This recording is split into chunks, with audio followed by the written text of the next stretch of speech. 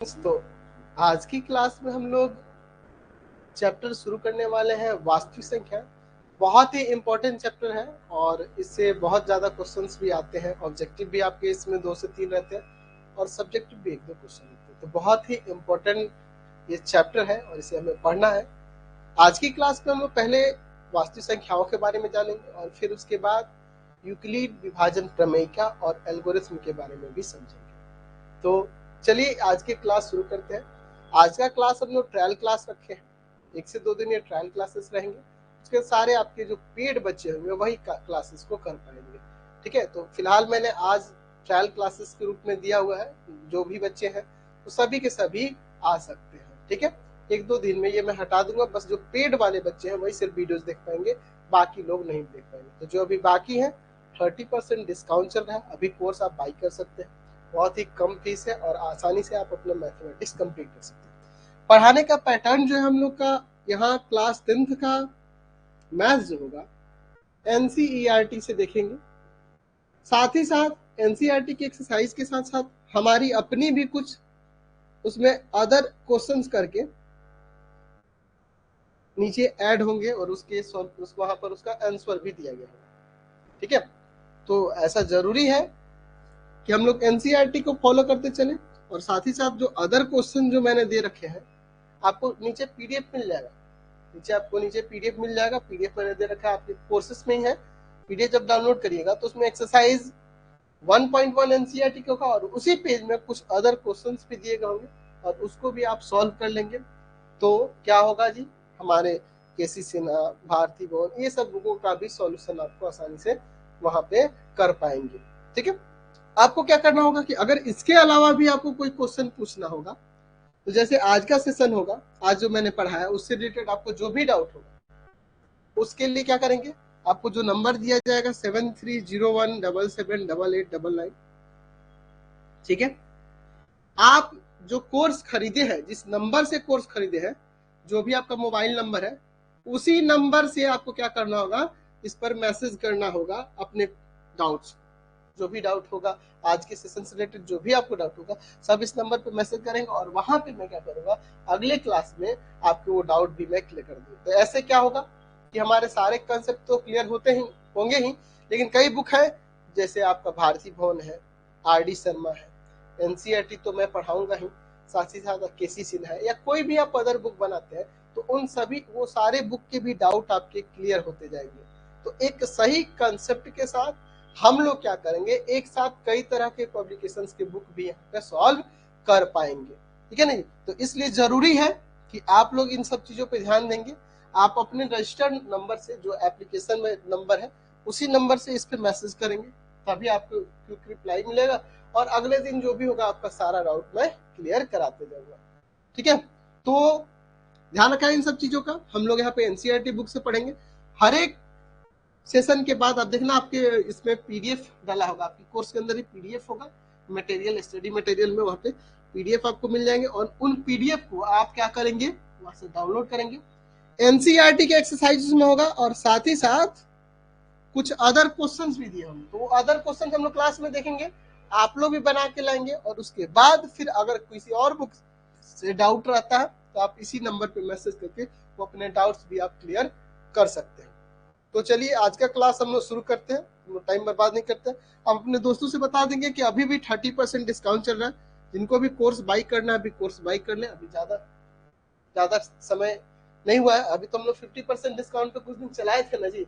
अब हम लोग 30% पे चला रहे हैं। जिनको भी बाई करना होगा वहां से बाई कर सकते हैं और ये भी 2 से 3 दिन रहेगा, इसके बाद मैं ये हटा दूंगा।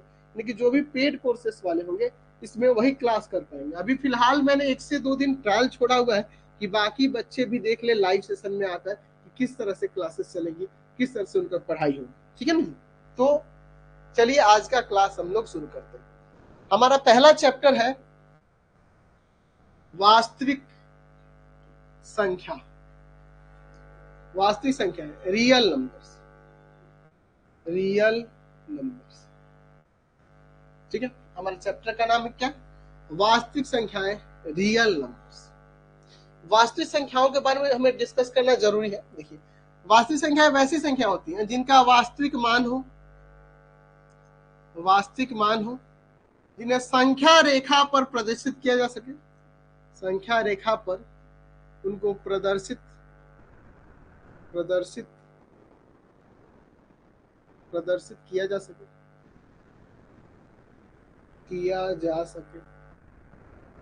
है ना जी।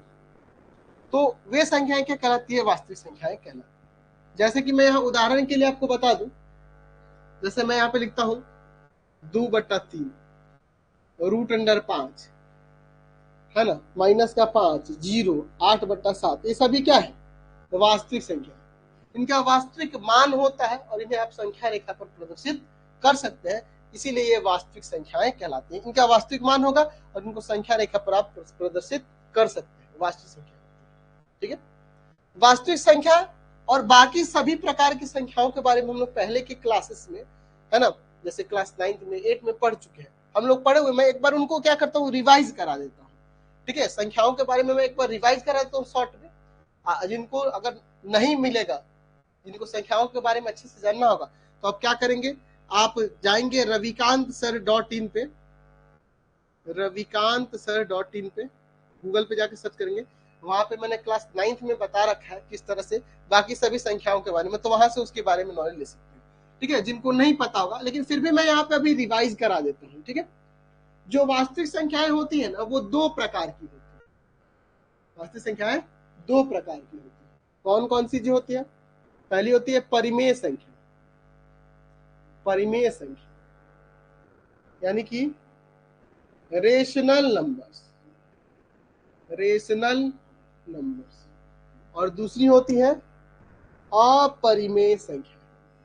ये क्या होती है भाई, अपरिमेय संख्या यानी कि इरेशनल नंबर्स। ठीक है, देखियो, अगर हम लोग बात करें परिमेय संख्या को, तो हम लोग पहले परिभाषा पढ़े हुए हैं कि जो P/Q में लिख सके, और जहां Q ≠ 0 हो तथा P और Q पूर्णांक है। PQ belongs to integer. इसका मतलब क्या होगा, PQ पूर्णांक है। Z का मतलब पूर्णांक होता है, पूर्णांकों का समूह को Z कहते हैं। P और Q क्या होना चाहिए, ऊपर और नीचे पूर्णांक होना चाहिए आंसर में, और नीचे हर में कभी भी 0 नहीं होना चाहिए। तो परिमेय संख्या, जैसे आप देखो 2/3, अच्छा -7 लिखते हैं, कुछ नहीं तो 1 है ना जी, बट्टा में 0 लिखते हैं, बट्टा में 1 है ना जी, तो ये परिमेय संख्या हो गई।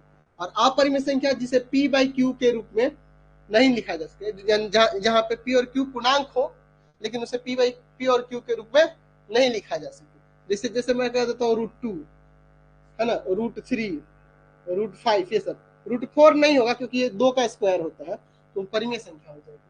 हम लोग ये भी जानते हैं इसकी परिभाषा परिमेय और अपरिमेय की, कि वैसी संख्या है जिसका दशमलव प्रसार शांत हो या अशांत आवर्ती हो, तो ऐसी संख्याओं को भी हम लोग परिमेय संख्या कहते हैं। और वैसी संख्या जिनका दशमलव प्रसार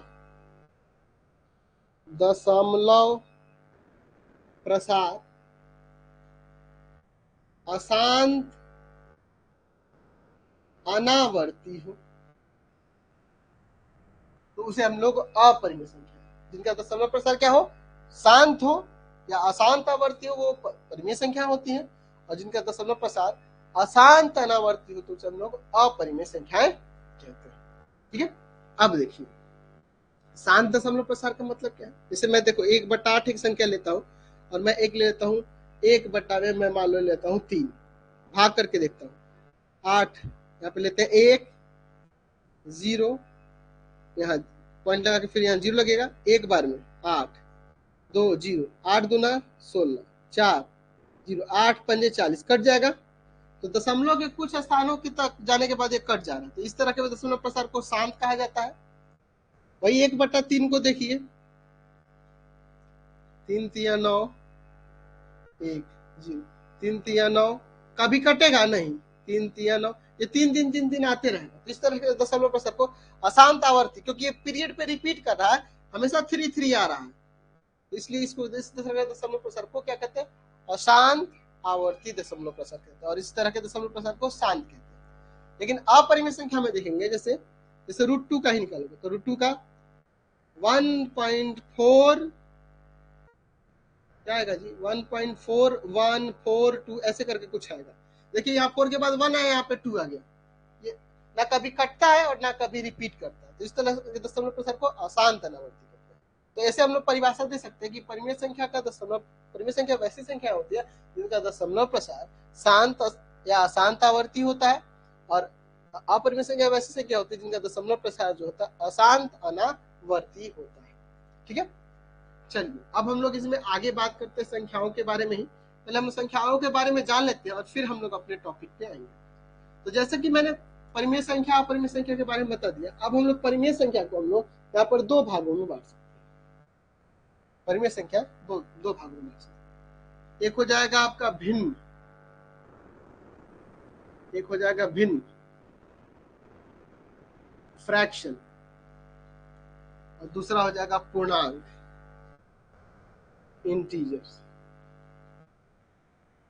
भिन्न जो p बटा q के रूप में रहे और q नॉट इक्वल टू 0 और 1। हर में कभी भी 0 और 1 नहीं हो, बाकी कोई भी संख्या हो सकती है, कोई भी यहाँ पर पूर्णांक हो सकता है p और q। देखिए ऐसे मैं लिख देता हूं, मान लीजिए 2/3, 4/7 माइनस 3/2, ये सभी क्या है, भिन्न। और पूर्णांक में पूर्णांक कह सकते हैं कि p बटा q के तो रूप में रहे। मैं एक परिभाषा यहाँ देता हूँ जहाँ q इक्वल टू हमेशा 1 रहे, हर में हमेशा 1 रहे। तो इस तरह के संख्या को हम लोग पूर्णांक देंगे। जैसे देखो 0, 1, 2, 3, ये सभी -1, -2, -3, ये सभी इन सबके बटा में 1 है, इसलिए ये सब पूर्णांक कहलाएंगे, ऐसे आप कह सकते हैं, है ना। एक परिभाषा मैंने दे दी। चलिए पूर्णांक जो होते हैं 3 प्रकार के हो जाएंगे। पूर्णांक देखो मैं एक दूसरे से लिंक कर दे रहा हूँ, ठीक है ना जी।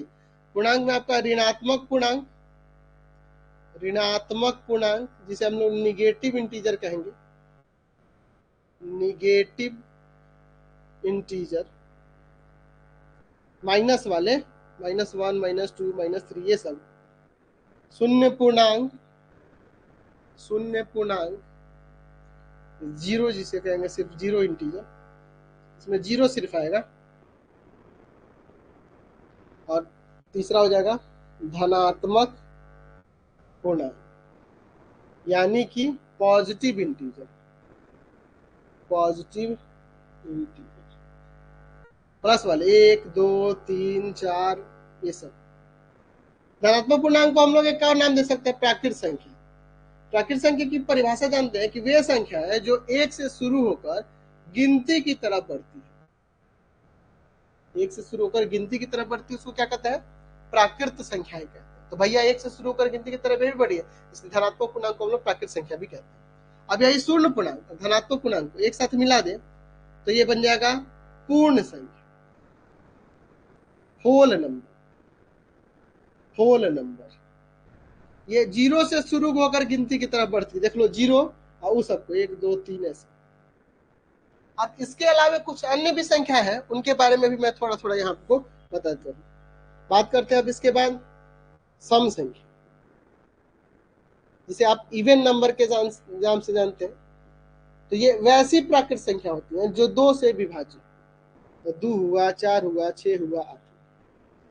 विषम संख्या, विषम संख्या ऑड नंबर, ऑड नंबर जो 2 से विभाजित नहीं हो वैसी प्राकृत संख्या, 1 हुआ, 3 हुआ, 5 हुआ, 7 हुआ, ऐसा। अच्छा, इसके बाद अभाज्य कहते हैं, अभाज्य संख्या या रूढ़ संख्या के नाम से भी जानते हैं, रूढ़ संख्या भी कहते हैं, जिसे आप प्राइम नंबर कहते हैं, प्राइम नंबर। तो प्राइम नंबर जो होते हैं वो वैसी प्राकृत संख्या होती है, 1 को छोड़कर वैसी प्राकृत संख्या जो 1 से कटेगा, अपने आप से कटेगा और किसी संख्या से नहीं कटेगा। जैसे 2 हुआ, 3 हुआ, 5 हुआ, 7 हुआ, है ना। फिर उसके बाद 11 हो जाएगा, 13 हो जाएगा, ये 1 से भाग लगेगा और अपने आप से भाग लगेगा और किसी संख्या से भाग नहीं लगेगा, इसलिए अभाज्य संख्या। अच्छा, इसके बाद हम लोग बात करते हैं भाज्य या यौगिक संख्या, या यौगिक संख्या, भाज्य या यौगिक संख्या, जिसे आप को प्राइम नंबर कहते हैं, कंपोजिट नंबर कहते हैं, सॉरी, कंपोजिट नंबर कहते हैं। यौगिक संख्या वे संख्याएं होती हैं, वैसी प्राकृत संख्या, 1 को छोड़कर वैसी प्राकृत संख्या जो क्या होगी जी, जो एक से कटे, अपने आप से कटे और किसी अन्य संख्या से भी कट जाए। एक से भी कटे, अपने आप से भी और किसी संख्या से भी कट जाए। तो जैसे आपका हो जाएगा 4, 6, 8, 9, 10, 12, 14, 15, ये सब देखो, ये एक से भी विभाज्य होगी, अपने आप से भी विभाज्य होगी और किसी अन्य संख्या से भी विभाज्य होगी। तो ऐसी संख्याएं जो होंगी भाज्य संख्या यानी कि यौगिक संख्याएं कहलाएंगी। ठीक है, यही सब संख्याएं हैं। हाँ, एक और है जिसका हम लोग प्रयोग करने वाले आगे, असहभाज्य। असहभाज्य संख्या यानी कि को प्राइम नंबर। देखिए, को प्राइम असहभाज्य की बात करें तो ये ऐसी दो प्राकृतिक संख्याओं को लिया जाता है जिनका HCF हाईएस्ट कॉमन फैक्टर 1 हो। अगर दो संख्याएं ए और बी हो और उनका HCF जो हो 1 के बराबर हो जाए तो उसको असहभाज्य कहते हैं। उसको क्या कहते हैं? असहभाज्य। जैसे अगर मैं मान लू यहाँ पे कहूंगा कि 9 और 16 ये दोनों ऐसी प्राकृतिक संख्या जिसका HCF 1 आएगा, हाईएस्ट कॉमन फैक्टर 1 आएगा, इसलिए ये क्या कहलाएंगे? असहभाज्य को प्राइम नंबर कहलाएंगे। तो ये कंसेप्ट आपको जानना होगा, सारी संख्याओं के बारे में जानना होगा, क्योंकि देखो इन सबका प्रयोग हम लोग एक्सरसाइज में करने वाले हैं। जब क्लास 10th का हम लोग एक्सरसाइज पढ़ेंगे तो इन सभी संख्याओं के बारे में हम लोग उपयोग करने वाले हैं। तो ये सभी संख्याओं के बारे में जानना भी हमारे लिए उतना ही ज्यादा जरूरी है। तो इन संख्याओं के बारे में आपको पता होना चाहिए। अगर दिक्कत होगी इन संख्याओं का तो रविकांत.in पे मैंने इसका PDF दे रखा है, या नीचे भी मैं PDF दे दूंगा। इन संख्याओं के बारे में आप अच्छे से जान लेंगे। ठीक है, फिलहाल हम लोग अपने टॉपिक पे आते हैं, चैप्टर पे, वास्तविक संख्या। देखिए, वास्तविक संख्या के इस चैप्टर में बहुत सी बातें जाननी है। हमने तो जान ली कि वास्तविक संख्याएं जो होते हैं इनके कोई वास्तविक मान होते हैं, है ना, वास्तविक संख्याएं, और जिन्हें संख्या रेखा पर हम प्रदर्शित कर पाते हैं। हम लोग ऐसा भी कह सकते थे कि ये परिमेय संख्या और अपरिमेय संख्या का समुच्चय होता है। ठीक है, वास्तविक संख्या की परिभाषा हम लोग ऐसे भी दे सकते थे। चलिए हम लोग अपने टॉपिक पे आते हैं। देखिए, इन संख्याओं के बारे में ज्ञान होना जरूरी है कि इन सब के बारे में हम लोग बार बार यूज करने वाले हैं। जो भी हम लोग अभी आगे परिभाषा देखेंगे या क्वेश्चन देखेंगे उनमें आपकी प्राकृत संख्या, पूर्ण संख्या, अभाज्य संख्या, इन सब की बात बार बार आएगी। तो पहले से जब तक आप संख्याओं को पहचान नहीं लोगे पहले से, तो नहीं पता चलेगा आपको एक्सरसाइज में कि भाई ये किस संख्या की बात हो रही है। तो पहले से हमें संख्याओं का ज्ञान होना बहुत ज्यादा जरूरी है। तो इन चीजों को आप ध्यान में रखेंगे। वैसे तो आप जूनियर क्लासेस से संख्याओं के बारे में पढ़ते आ रहे हैं, है ना, लेकिन फिर भी हमें इन सब चीजों को ध्यान में रखना होगा, तभी जाके हमारे सारे कंसेप्ट क्लियर होंगे। देखिए, संख्याओं के बारे में जानना बहुत ज्यादा जरूरी है। देखिए, हर बात जरूरी है। आप 3-4 जब से जूनियर क्लासेस जब मैथमेटिक्स पढ़ते आ रहे हैं, जब से आपको थोड़ा थोड़ा कंसेप्ट दिया जाने लगा, जब आपको जोड़ सिखाया जाता था तो उसमें आपको मीनिंग, उसके कंसेप्ट को आप समझते थे कि जोड़ में किया क्या जाता है, एक साथ उसको मिलाया जाता है ना। उसके हम लोग क्या करते हैं, जैसे मान लीजिए कहूँ कि 3 में 4 को जोड़ना है, तो जब तक मैं इसका कंसेप्ट नहीं दूंगा आप समझ नहीं पाओगे कैसे जुड़ रहा है, कैसे आप अपना दिमाग लगा ही नहीं पाओगे। यही होता है, अभी आपको कोई कंसेप्ट नहीं मिलता है और आप सोचते रह जाते हैं कि सवाल कैसे बने। इसमें क्या आपको कंसेप्ट मिला कि मैं 3 के बाद गिनती बढ़ाऊंगा और 4 बार, तो मेरा आ जाएगा योग। आप छोटे में यही ना देखे कि 1 2 3, 3 के बाद और 4 को गिन देना है, 3 के बाद गिनती बढ़ानी है और 4 को, 4 5 6 7, 4 को बढ़ा दिए 7 हो जाना है। तो आप इसको जोड़ के लिख देते हैं। यानी यहाँ पे एक कंसेप्ट मिला ना, एक सटीक कंसेप्ट मिला, तभी जाके आप इस चीज को कर पा रहे। तो जब तक कोई सटीक कंसेप्ट नहीं मिले, कोई हार्ड नहीं है आपका सिलेबस, बहुत ही इजी है। हर एक बातों को जब तक आप ध्यान से नहीं पढ़ोगे ना, हर चीज अच्छे से नहीं जानोगे ना, कोई फायदा नहीं पड़ेगी। तो आपको एक कंसेप्ट की जरूरत होती है गणित में, सही कंसेप्ट मिलेगा, सही से सब कुछ आप कर पाएंगे। चलिए, अभी मैं जो भी आपको बताऊंगा उसका PDF मैंने डिस्क्रिप्शन आपके पास यहाँ दे रखा है वीडियो में। ठीक है, यहाँ पर आपके ऐप के अंदर ही आप जो कोर्स बाय किए हैं उसमें आपको PDF मिल जाएगा, आप वहां से इसको डाउनलोड कर लेंगे। मैं एक्सप्लेन करके हर चीज लिखूंगा नहीं, समझा दूंगा, उसका PDF मिल जाएगा। आप उसको डाउनलोड करके घर पे आराम से उसको लिखना, समझना उन बातों को और फिर आगे बढ़ना। चलिए, हम लोग सबसे पहले बात करते हैं प्रमेयिका की। इसकी शुरुआत करते हैं, जिसे हम लोग लेमा बोलते हैं। ठीक है, प्रमेयिका, लेमा। एक्चुअल में ये जो प्रमेयिका जो होता है, एक ऐसे स्टेटमेंट होते हैं, ऐसे कथन होते हैं जिनका उपयोग हम लोग अन्य कथनों को सत्यापित करने के लिए, साबित करने के लिए करते हैं। प्रमेय क्या, ऐसे कथन होते हैं, ऐसे स्टेटमेंट होते हैं जिनका हम लोग प्रयोग क्या करते हैं जी, किसी अन्य कथन को सिद्ध करने में, उसको प्रूव करने में करते हैं। ठीक है, तो हम लोग पहले बात करेंगे यूक्लिड विभाजन प्रमेय क्या। किसकी? यूक्लिड की विभाजन प्रमेय क्या, यूक्लिड विभाजन प्रमेय क्या। ठीक है, यूक्लिड्स डिवीजन लेमा। क्या होता है यूक्लिड की विभाजन प्रमेय क्या? देखिए, जैसे कि मैंने बताया प्रमेय क्या होता है, कोई कथन होता है ना, स्टेटमेंट होता है जिसका प्रयोग हम लोग अन्य कथनों को सिद्ध करने में, उसे साबित करने में, यानी कि ये भी एक कथन ही होगा विभाजन से संबंधित और यूक्लिड द्वारा दिया हुआ। यूक्लिड आपके एक गणितज्ञ का नाम है। ठीक है, आप इनसे बहुत दिन से जुड़े हुए हैं, आप क्लास 9 से जुड़े हुए हैं। यूक्लिड से आप 9 से जुड़े हुए हैं, 9 के जूनियर क्लासेस से जुड़े हुए हैं। ठीक है, कैसे बताऊंगा मैं अभी आपको, लेकिन फिलहाल 9 की बात याद दिला देता हूँ। हमने यूक्लिड की ज्यामिति पढ़ी है, एक चैप्टर जिसमें रेखाओं के बारे में, बिंदुओं के बारे में, यूक्लिड के 5 पोस्टुलेट पढ़े थे, हमने पढ़े थे ना जी, अभिधारणाएं उसकी। तो ये सारी चीजें हम लोग क्लास 9 से ही पढ़ते हैं, यूक्लिड से हम लोग पहले से जुड़े हैं।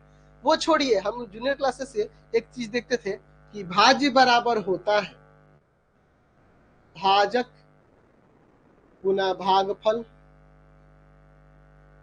प्लस शेष। देखिए, ये भी इन्हीं का दिया हुआ है। देखिए, यूक्लिड जो थे ना, यूक्लिड ये कह दीजिए कि ये ज्यामिति के भगवान थे, गॉड थे। इन्होंने ज्यामिति के ऐसे ऐसे शुरुआत समझिए कि ये सब कुछ इन्होंने की है, बहुत बहुत ज्यादा योगदान दिया ज्यामिति में इन्होंने। एक्चुअल में इनका एक स्कूल था, बहुत ही रोचक कहानी है, भी सुन लीजिए। इनका एक स्कूल चलता था, तो जिन उस पे लिखा था स्कूल के गेट पे है कि जिन छात्रों को ज्यामिति नहीं आती उनका नामांकन नहीं होगा। यानी ज्यामिति बहुत ज्यादा जरूरी होता है, और बहुत बच्चों को, मुझे लगता है कि 100 में से ज्यामिति समझने वाले 2-3 ही बच्चे होंगे जिनको ज्यामिति अच्छे से समझ में आती है। लेकिन अगर मैं पढ़ा दूं और आप पढ़ लें अच्छे से, मेरा पढ़ाना ही काफी नहीं है, मैं पढ़ाऊं और अगर आप सही से पढ़ लें तो आपका ज्यामिति तो मैं बेहतर कर ही दूंगा। ठीक है, चलिए, तो हम लोग आगे बढ़ते हैं। हम लोग आते हैं यूक्लिड द्वारा जो विभाजन प्रमेयिका दी गई है उसको समझते हैं। ठीक है, इन्होंने अपनी एक विभाजन प्रमेयिका दी हुई है, एक स्टेटमेंट है इसमें, प्रमेयिका है, यानी कि यहाँ पे भी कुछ कथन होगा। कथन में क्या है, चलिए इसको हम लोग यहाँ पर देखते हैं। ठीक है, चलिए हम लोग मान लेते हैं ए तथा बी, यहां लिख देते हैं, यदि ए तथा बी दो, किस तरह से इसमें ध्यान देते हैं कि ए जहां बड़ा है बी से, दो धनात्मक पूर्णांक दिए रहने पर हम दो पूर्ण संख्याएं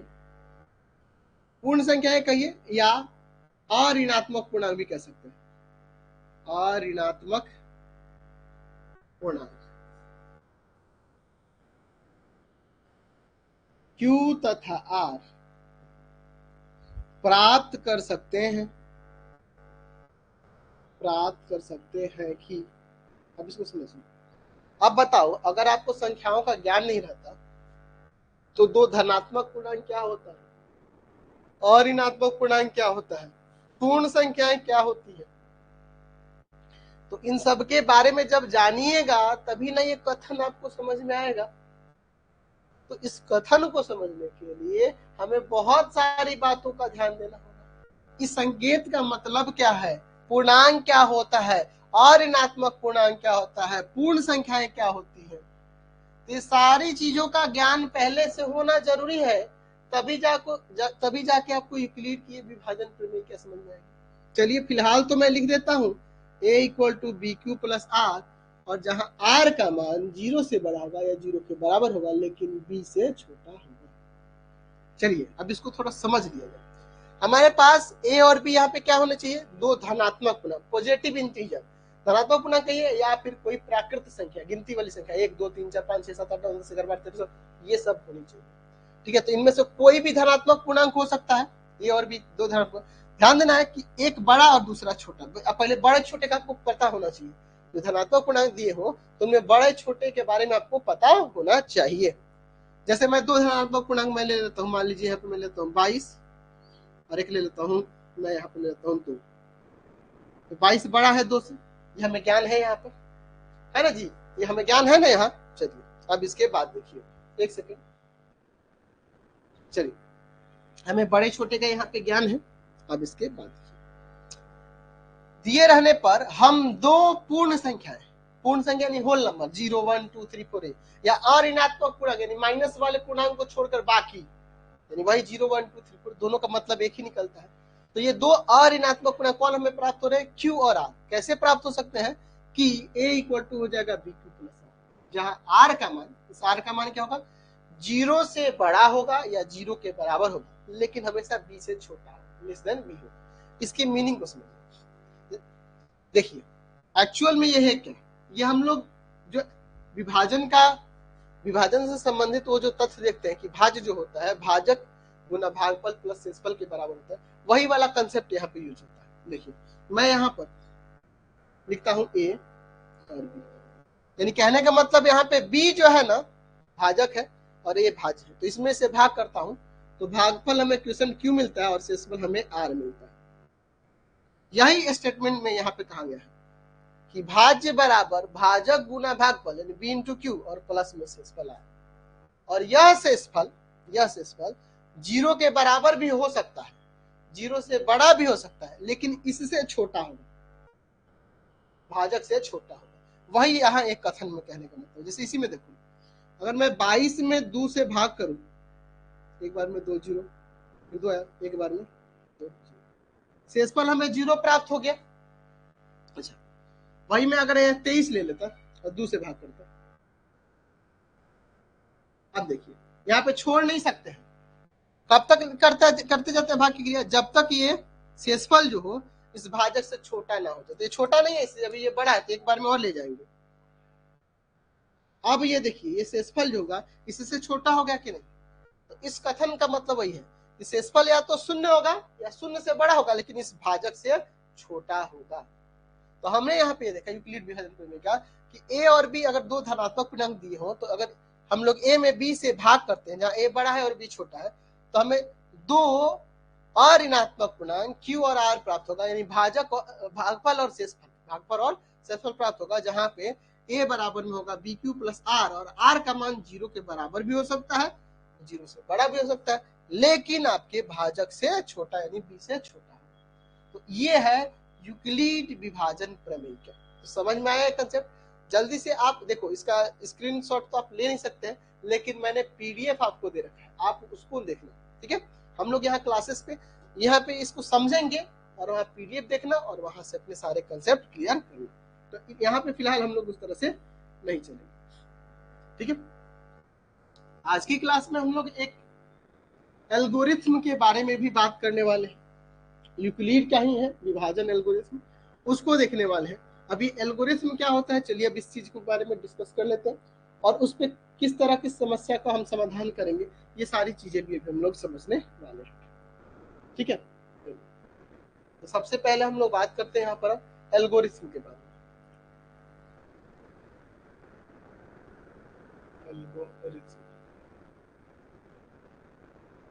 ठीक है, देखिए एल्गोरिथम की बात करेंगे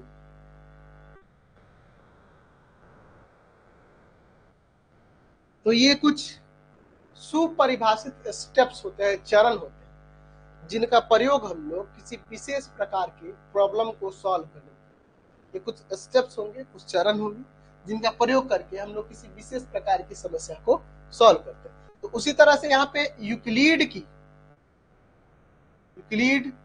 की विभाजन एल्गोरिथम है, यूक्लिड विभाजन एल्गोरिथम है, इसके बारे में हम लोग अभी डिस्कस करना है। यानी कि ये जो एल्गोरिथम है ये भी कुछ सुपरिभाषित स्टेप्स होंगे और जिसका प्रयोग हम लोग किसी विशेष प्रकार की समस्या को सॉल्व करने में करेंगे, और वो विशेष प्रकार की समस्या जो होगी वो आपकी एचसीएफ होगी। या हम कह सकते हैं कि यूक्लिड विभाजन एल्गोरिथ्म का प्रयोग हम लोग दो धनात्मक पूर्णांकों का एचसीएफ ज्ञात करने के लिए करते हैं। हमने क्या देखा कि यूक्लिड विभाजन एल्गोरिथ्म का प्रयोग दो धनात्मक पूर्णांक, बातों पे ध्यान देंगे, धनात्मक पूर्णांक, ठीक है, यानी कि यहाँ कह सकते हैं दो धनात्मक पूर्णांक कहिए, प्राकृत संख्या कहिए, एक ही बात होगी ना, दो धनात्मक पूर्णांकों का एचसीएफ ज्ञात करने में किया जाता है। ठीक है, हम लोग यहाँ पे क्या कर लेते हैं, माना ए तथा बी, जहां ए बड़ा है और बी छोटा है, दो धनात्मक पूर्णांक है।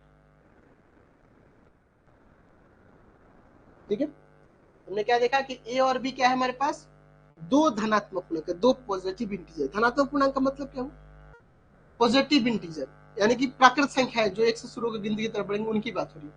तो कोई भी दो को धनात्मक पूर्णांक दिया हो तो उसका एचसीएफ ज्ञात करने के लिए इस एल्गोरिथ्म का प्रयोग हम लोग करते हैं।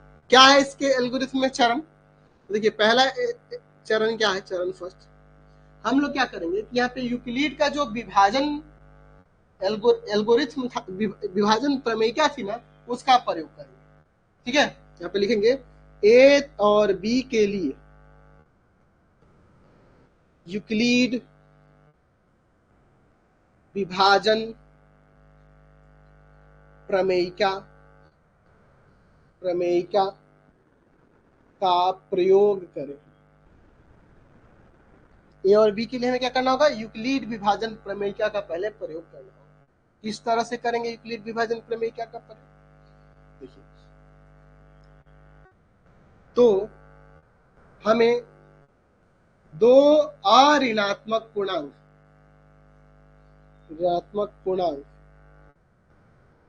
क्या मिलेगा, Q तथा R मिलेगा, जहां क्या हो जाएगा, A बराबर में BQ प्लस R, और यह R जो हो 0 से बड़ा या 0 को लेकिन B से छोटा, ये ना होगा जी। अब जब यूक्लिड विभाजन का प्रमेयिका का प्रयोग करेंगे और इस R का मान मान लीजिए 0 आ जाता है, चरण 2 में यदि R बराबर 0 हो तो एचसीएफ जो होगा, एचसीएफ ए बी का वह बी हो जाएगा, यानी कि शेषफल अगर यहाँ 0 आ जाता है तो जो आपका भाजक था ना बी, वही आपका क्या हो जाएगा, एचसीएफ हो जाएगा। अब इसको थोड़ा यहाँ समझते हैं, मान लीजिए मैं यहाँ 24 लेता हूं और 6 लेता हूं, 24 बड़ा है 6 से, हम लोग यहाँ पे अब क्या करेंगे, यूक्लिड विभाजन प्रमेयिका का प्रयोग करेंगे। तो हम लोग भाग की क्रिया कर लेते हैं, 4 बार में 24, 0 आ जाएगा शेष, ये ना होगा, तो 24 बराबर में 4 गुना 6 और प्लस में 0, तो ए बराबर यहाँ पर बी क्यू, या 6 गुना 4 भी लिख सकते हैं, 4 गुना 6, 6 गुना 4 ही लिखो ना, अच्छा रहेगा, भाजक को पहले लिखो और भागफल को बाद में, भाजक बराबर भाजक गुना भागफल प्लस शेषफल। तो यहाँ देखिए जो आपका भाजक था वही एचसीएफ हो जाएगा। ऐसा क्यों, क्योंकि हमें शेषफल 0 प्राप्त हुआ, ये शेषफल हमें 0 मिलेगा इसलिए, तो वही मैंने यहाँ लिखा कि यदि शेषफल 0 हो जाएगा तो एचसीएफ यहाँ पे बी हो जाएगा, भाजक 0। यदि इस चरण फर्स्ट में ही ये हुआ, या यदि R 0 के बराबर नहीं हो, 0 के बराबर नहीं हो, डेट इज आप कह सकते हैं कि शेषफल 0 से बड़ा होगा लेकिन भाजक से छोटा होगा, जाहिर सी बात है। तो ऐसे रहे हो तो किसको किसको लेंगे, तो हम यहाँ पर किसको लेंगे जी, हम लोग इसमें इस भाजक को और इस शेषफल को लेंगे, भाजक को और शेषफल को लेंगे, किसको किसको, भाजक को और शेषफल को लेंगे। तो बी तथा आर को लेकर पुनः यूक्लिड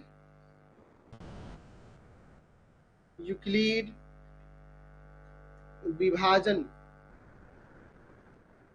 प्रमेयिका का प्रयोग करें।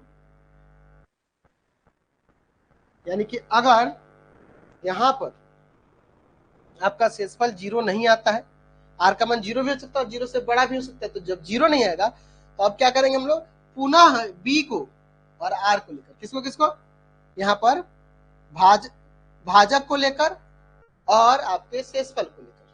ठीक है, समझिए इसमें।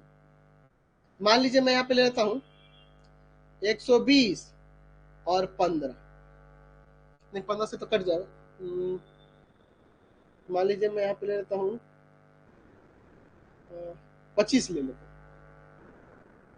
तो अब क्या करूंगा, मैं भाग की क्रिया करूंगा ना, साइड में कर लेता हूँ 120, 4 बार में 20 बचेगा। जब शेषफल 0 नहीं, देखो पहले तो यूक्लिड विभाजन प्रमेय करूंगा, पहले स्टेप में क्या करूंगा, 120 बराबर में 25 गुना 4 प्लस 20, भाज्य बराबर भाजक गुना भागफल प्लस शेषफल। अब देखिए शेषफल 0 नहीं है तो स्टेप सेकंड में क्या करूंगा, इसको लूंगा भाजक को और शेषफल को, इधर 25 लिखूंगा इधर 20 लिखूंगा, अब पुनः भाग की क्रिया करूंगा, यानी कि यूक्लिड विभाजन प्रमेयिका का प्रयोग मैं फिर से करूंगा एक बार में, 20 5 बचेगा, तो क्या हो जाएगा 20 गुना 1 आप प्लस का 5, फिर भी शेषफल 0 नहीं है तो मान लीजिए शेषफल 0 नहीं है, ठीक है, मान लीजिए शेषफल 0 नहीं है, तो जब 0 नहीं आएगा तो पुनः फिर से किसको किसको, तो ही भाजक को और शेषफल को लेंगे और फिर से भाग की क्रिया करेंगे, यूक्लिड विभाजन प्रमेय फिर से लगाएंगे 4 बार में 20, 0 आ जा रहा ना, तो 5 गुना 4 और प्लस में 0, तो शेषफल 0 आ गया ना। अब इसलिए यहाँ पे जो भाजक होगा 5 था तो वही एचसीएफ हो जाएगा, मतलब कि जिस भाजक पर शेषफल का मान 0 हमें प्राप्त हो जाएगा वही आपका एचसीएफ हो जाएगा, यानी कि यही बार बार रिपीट करते जाएंगे जब तक शेषफल 0 नहीं आ जाए। या लिख सकते हैं कि यह क्रिया तब तक करेंगे जब तक शेषफल 0 प्राप्त ना हो। यहां अभिष्ट 0 प्राप्त होने पर, 0 प्राप्त होने पर अभिष्ट भाजक एचसीएफ होगा, है ना। अगर शेषफल 0 प्राप्त हो जाएगा तो अभिष्ट जो भाजक होगा ना वही आपका एचसीएफ होगा। तो समझ में आया यूक्लिड विभाजन एल्गोरिथम क्या होता है। ठीक है, तो हम लोग ये करते जाएंगे प्रमेयिका का प्रयोग कब तक, जब तक शेषफल हमें 0 प्राप्त हो। तो चलिए मैं इस पे आपको एक क्वेश्चन बता देता हूँ, ठीक है ना जी, इस पे एक क्वेश्चन देख लीजिए, फिर हम लोग, अब देखिए इस पे मैंने क्वेश्चन मैं अभी आपको एक क्वेश्चन बताने वाला हूँ और इससे रिलेटेड मैंने 2 एक्सरसाइज आपको पीडीएफ के रूप में आपके कोर्स में ऐड कर दिया है। एक्सरसाइज 1.1 जो है एनसीईआरटी का है, साथ ही में मैंने कुछ अदर क्वेश्चन जो आपके केसी सिन्हा बुक से, भारती भवन बुक से, अलग अलग पब्लिकेशन के बुक से मिलेंगे, यानी कि जितने टाइप के क्वेश्चन हो सकते हैं इस एक्सरसाइज से वो मैंने सारे क्वेश्चन आपको ऐड कर दिए। फिर भी अगर आपको कोई डाउट हो तो आपको नंबर दिया गया है, आपको क्या करना है, आप जिस नंबर से अपना कोर्स बाई किए हैं उसी नंबर से व्हाट्सएप करना होगा, दूसरे नंबर से नहीं करेंगे, तो मैं उसका आपको क्या करूंगा जी, वहां से उसका सॉल्यूशन अगले दिन अगले क्लास में आपको बताऊंगा। ठीक है, चलिए मैं यहाँ पे 867 और 255 ले लेता हूँ, इन दोनों का हम लोग एचसीएफ निकाल के देखते हैं, 867 का और 255 का। ठीक है, पहली बात देखना होगा बड़ा छोटा, तो 867 बड़ा है ना 255 से, बड़ा दिख रहा है यहाँ पर, ठीक है ना जी। चलिए तो अब क्या करेंगे, यहाँ पे पहले लिख लेते हैं याद रखने के लिए, यूक्लिड विभाजन प्रमेयिका। देखिए यूक्लिड विभाजन प्रमेयिका लिख रहे हैं, लेकिन ये यहाँ जो स्टेप्स लिखेंगे ना वो यूक्लिड विभाजन एल्गोरिथम कहलाते हैं। प्रमेयिका का यूज करना है हमें इसमें, BQ प्लस आर का मान 0 से बड़ा या 0 के बराबर बट B से छोटा, ये ना था आपका स्टेटमेंट। चरण पहला, साइड में आप रफ के लिए स्पेस दे, 255 से 867 में भाग करते हैं, मान लीजिए 3 बार में ले लेते हैं, 5 दिया 15 6 और 3 दूना 6 1 7, ठीक है, एक यहाँ पे 2 0 1 102 आ गया। तो भाज्य बराबर यानी कि 867 भाजक गुना भागफल और प्लस में शेषफल, शेषफल 0 प्राप्त नहीं हुआ, चरण 2 लेंगे, आप किसको, भाजक को और शेषफल को लेंगे और फिर भाग की क्रिया करेंगे। अच्छा हम लोग देखो ना, जो पहले थे, जो पहले पढ़ते थे 3 4 5 6 में, जब HCF निकालना सीखते थे तो ई क्या कहते थे कि यह भाग ले दो, ला दो, और ई जो है ना ये भाजक, इसको यहाँ लिखो। वही काम तो यहाँ भी कर रहे हैं हम लोग, यहाँ पर भाजक ले लिए, यहाँ पे शेषफल ले लिए, शेषफल से फिर इसमें भागे ना करना है, अगर इसको हटा दिया जाए तो यही ना हम लोग अभी काम करने वाले हैं। देखो ये जुड़ा है, पहले भी हम लोग सीखे हुए हैं, बस इसको अब इस तरह से हम लोग लिख रहे हैं, वही चीज पढ़े हैं, अब हम लोग इस तरीके से आप पढ़ रहे हैं। कितना बार में, 2 बार में ना, 204 1 1 भाजक गुना भागफल प्लस में शेषफल, अभी 0 नहीं है, ये चरण सेकंड के बाद अब चरण थर्ड ले लेते हैं, यहाँ ले लेते हैं 102, इधर 51, भाग की क्रिया करेंगे, देखो वही करेंगे, 51 से भाग करेंगे किस में, 102 में, 2 बार में 102 आ जाएगा, 0 आ जा रहा है, 51 गुना 2 और प्लस 0, तो शेषफल 0 आ गया, इसलिए अभिष्ट HCF जो होगा, अभिष्ट भाजक जो होगा वही HCF होगा, 51 इसका HCF होगा।